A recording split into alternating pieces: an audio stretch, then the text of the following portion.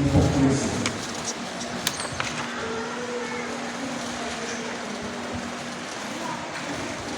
Sabi ng dictionary, ibig sabihin ng hypocrisy ay pagkukulari, pagpapagmataw, pagkukulari ng banal, pagbabalagayun, pagkukulari ng bangalan, hindi katapatan, pagkukulwa, pagka-magalapitan, pagkukulari ng mabuti, disimula.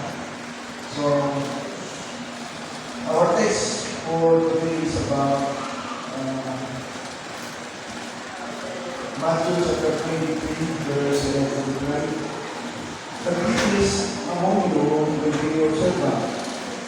For those who exalt themselves will be humbled, and those who humble themselves will be exalted. May the Lord bless His word.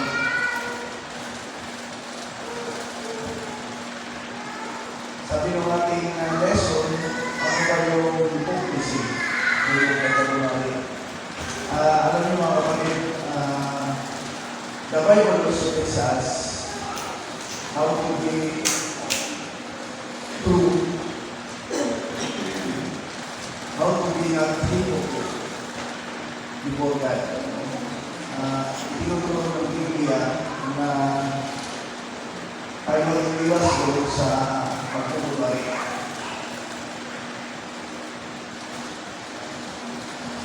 Meron akong isang na dito.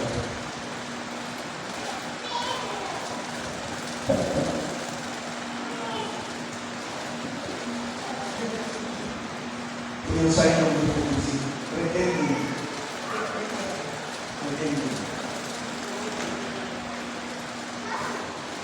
Hypocrisy is defined as pretense of having virtuous character. Sabi dito, magkukulari ay ibig sabihin ay ang pagkukunwari na mayroon siyang mabuting pag-ugali, mabuting asal, at totoong pananampalataya o prinsipyo na hindi naman niya pinataglay. Ibig sabihin, hindi naman nakikita sa kanyang buhay. So, yun yung ibig sabihin ng hypocrisy. Pagkukunwari. Ang sabi ng Biblia, ang pagkukunwari, ang ibig sabihin ay kahangalan o kaya ay katangahan. Yung ibig sabihin yung yung discrimination, yung dictionary. Ang isa sa meaning nun ay katangahan o kaya kahangalan. Ito ay kahangalan sa isang totoong pag-uugali o paniniwala. Sa ibang salita, ang pagkukunwari ay pagsasabi ng mga bagay na hindi naman.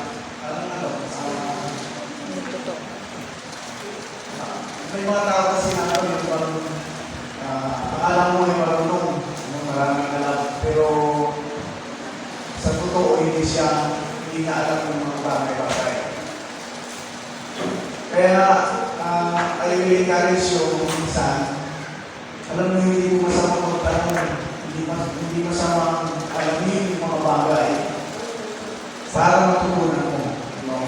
Dahil yung pagtatanong ay magpapahayag na gusto mong malaman yung totoo. Yan. Hindi ka nagtatanong dahil isipin nila, ay wala kang alam, hindi kayo eh. Inaalam mo yung bagay kasi gusto mong malaman yung totoo. Kahit hindi ka dapat magsipindi doon sa kung ano lang yung naririnig mo na sabi-sabi. Kasi marami kang maririnig na akala mo totoo yun, so kaya ayun na yung sabihin yun.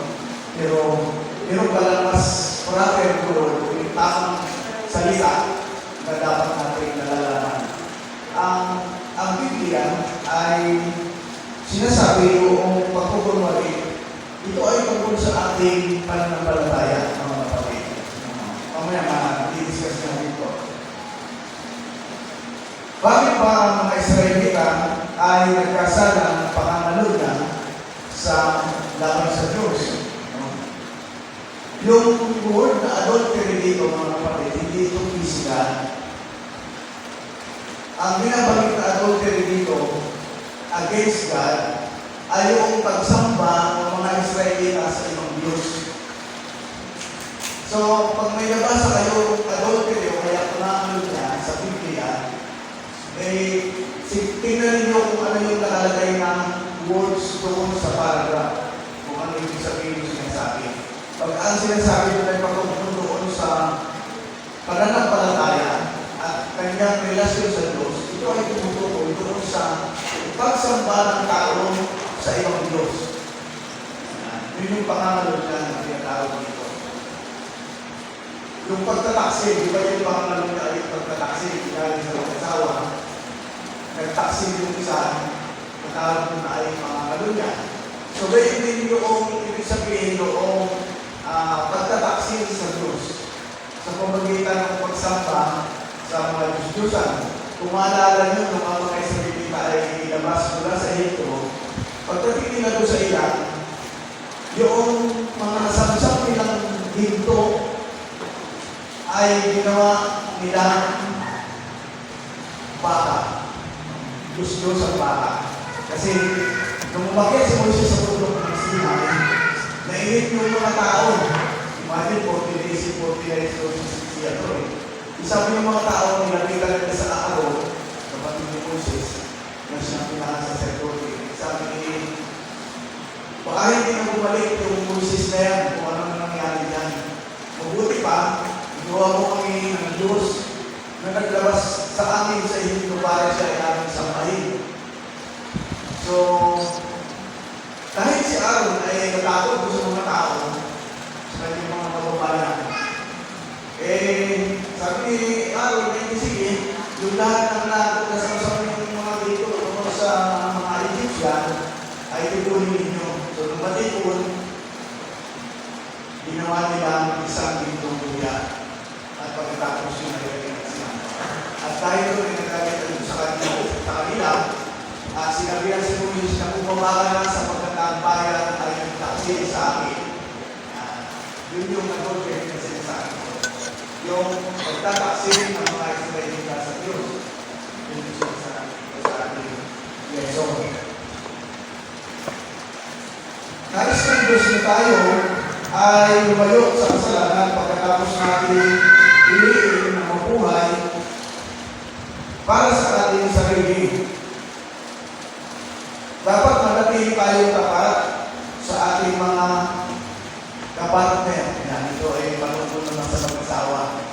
Yung faithfulness tungkol sa ating mga partner. Partners. Pero hindi ibig sabihin maraming asawa ng yung partner. Ay ibig sabihin, yung bawat magkaasawa o yung bawat mag-asawa ay dapat maging tapat sa isa't isa.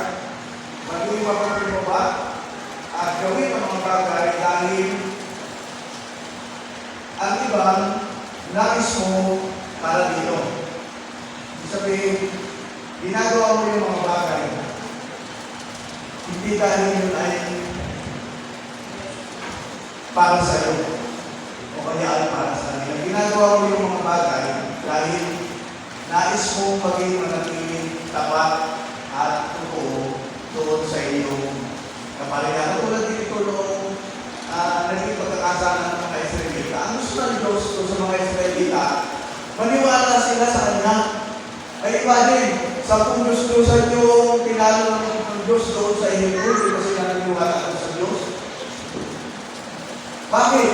Kasi po mga kapatid, how many years sila doon? How many years sila doon sa Egypto na sila yung naging atigil? At ang sabi ng Biblia, ang Egypto ay isang paglanong bansa na sumasama sa maraming Diyos. At actually, yung paraon sa kanila ay tinutuloy ng Diyos. Yung paraon. Kaya nga nung sinabi ni Moses na sila ay sasamba at sila ay kailangan umalis, ayaw paalisin yung paraon. Dahil naniniwala yung paraon na siya lamang yung Diyos. Sabi niya, hindi ko kilala yung Diyos na gusto niyo sambahin.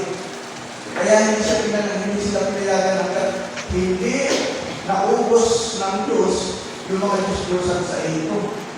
Yung mga salot po na nandoon sa Biblia, yung 10 salot na pumuksa sa mga Ehipto, sa Egypt, ay mga Diyos-Diyosan ng Lord. Sumisip ko Lord sa kanilang mga Diyos-Diyosan ng mga pinagpaniwala. Kahuli-huli ang bakit pinatay ang pangalan ng Paraon kasi nga, akala ng Paraon ay siya ay Diyos. Kaya, pinatunayan ng Diyos na yung anak niya ay pwede mamatay sapagkat hindi sila Diyos. Hindi sila pamilya ng Diyos. So kaya nga, dahil doon, napalaya yung mga Israelita, nakaalis sila doon. Ang malungkot na kasi, dahil sila ay lumaki doon sa magalang sa Pilipinas, di ba? Yung mga nakaalis na pananampalataya, na may mga idols. So yun yung nangyari doon. Kaya nga, pagdating nila doon sa ilang, doon sa disyerto, hindi na kasi ito yung Diyos na nagkita sa atin. Kasi gusto nilang meron silang makita ng sura. So kaya makikita natin, gayon ang inilalarawan sa mga mag-asawa na kailangan manatili tapat. Dapat sana ang mga Israelita ay manatili tapat sa Diyos dahil ipinakita ng Diyos, ipinakilala ng Diyos kung sino siya. Pero sa kabila mo, hindi pa rin nagwala yung mga Israelita. So yung nangyari sa kanila. Ibig sabihin, ang pananampalataya nila, from the beginning, na igay sila sa ito, ay parang nagpupunwarilan sila. Na sila ay naniniwala. So yun. At yun ang nais na ituro sa ating mga kapatid. Hindi lang sa ating mga may pamilya, kundi ganito sa ating pananampalataya sa Diyos. Ang nais ng Diyos kapag naniwala kayo sa Kanya, dapat hindi na magbabago ano man yung ating lahat.